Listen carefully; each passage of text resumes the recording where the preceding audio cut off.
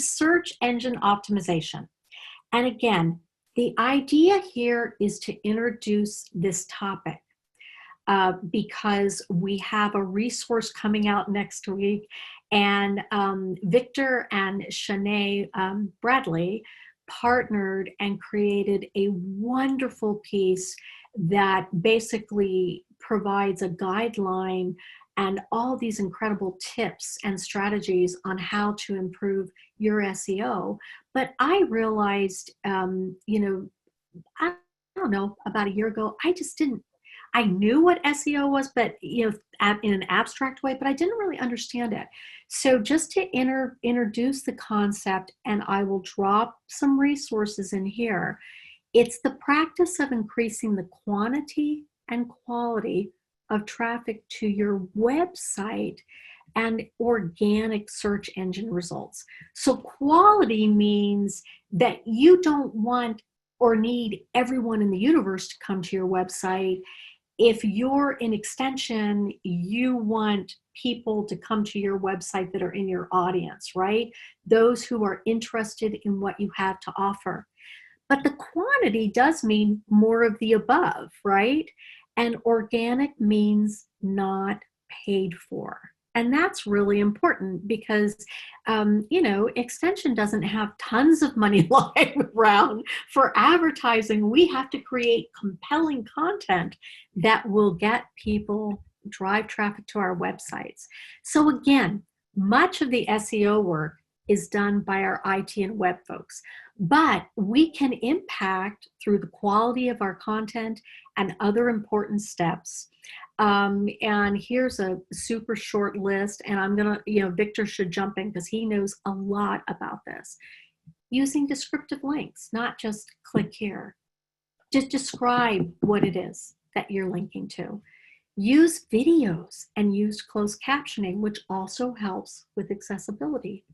Use keywords, link to authoritative sites. So for us within our website, we could be linking back to campus websites and, you know, things like that. Photos should have an alt tag text, which helps with accessibility. And Victor, I don't know what else you want to add. This is like just to introduce the concept.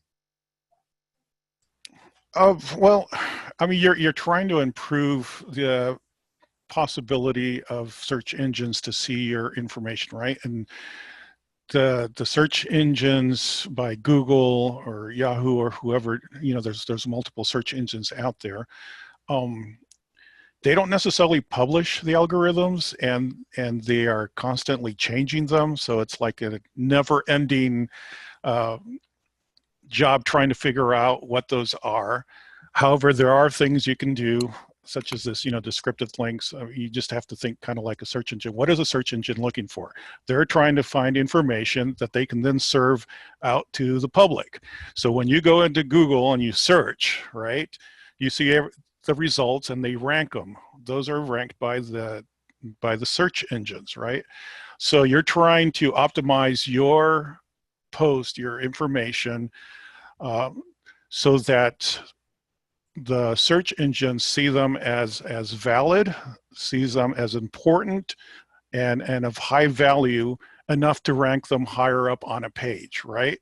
So the more information you put out there, the more your information is connected with similar relevant information, the more likelihood that you are going to rank higher in the search. So that search engine optimization is all about being higher in that rank, right? So that there's a better chance that someone will actually find you when they're searching for something that you're working on. So let's say you grow tomatoes, you know, so you're putting out information about tomatoes. Most of you're working at a university, you have the advantage because the search engines actually rank, you know, .edu sites higher up because they figure that those are more honest, you know, research-based information versus some, you know, .com that's trying to sell you something. So anything you can do to associate yourself with your .edu, you know, let's say you're doing a WordPress blog. Well, here at Oregon State, we have WordPress blogs that are done through Oregon State University. So it's oregonstate.edu /blog/ and then whatever your blog is. Well, because now I'm associated now with Oregon State University, that ranks my blog higher than if I had gone out and made my own blog that just says, victor.viegas.com or .org or whatever.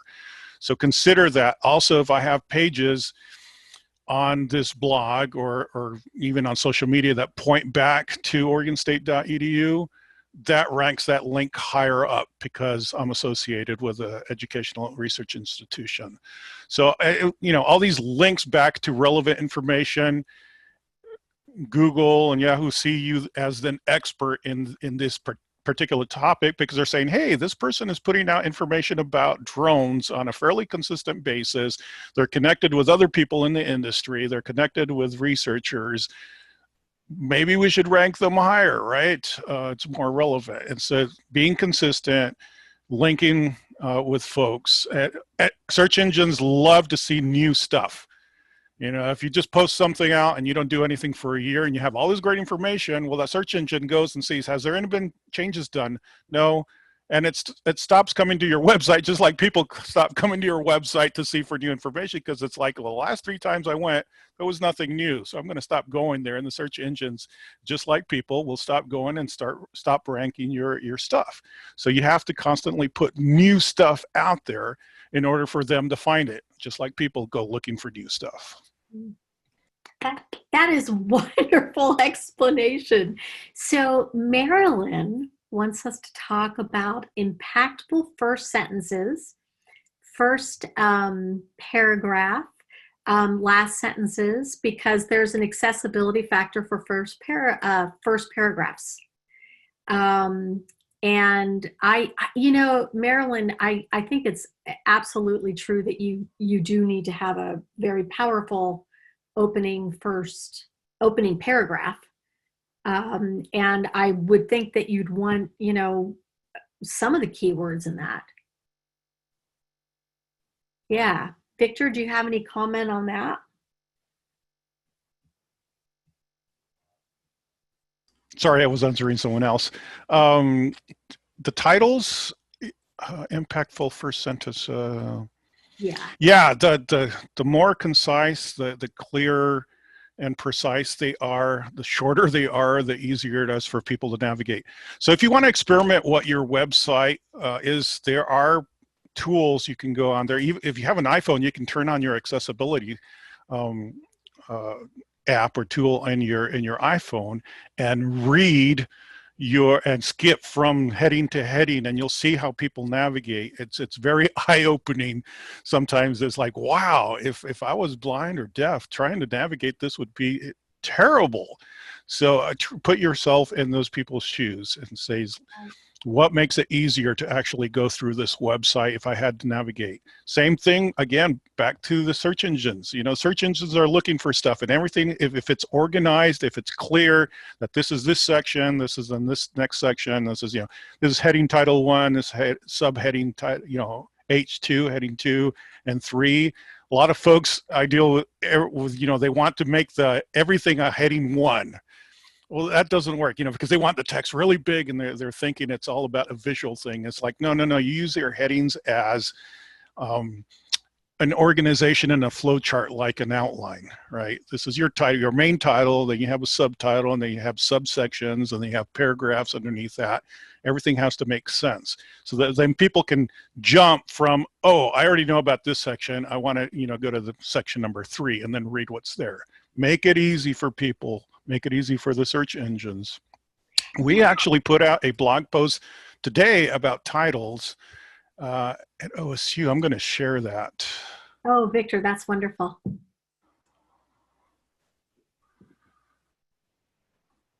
right.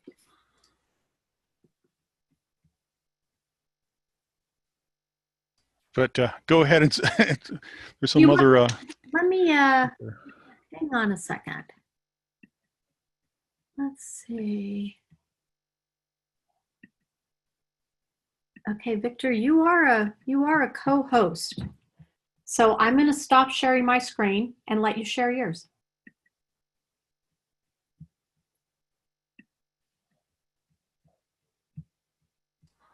Thank you. Thank you.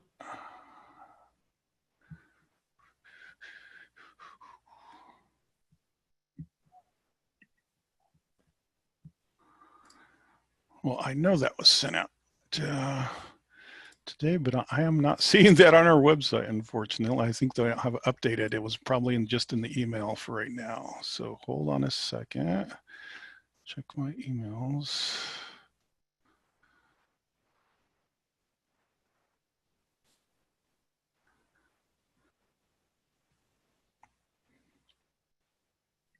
I guess I haven't posted that yet. Sorry. I know it's coming out though, and when that does come out, I will share that. But they were talking about titles. Yeah.